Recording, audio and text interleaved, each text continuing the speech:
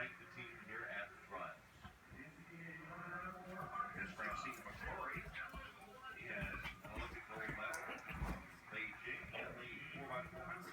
She also made the individual final at the 100 Games, finishing in 7th place. Here are the lane assignments. Allison Fittix in lane 4. Francine McCrory is in 7th.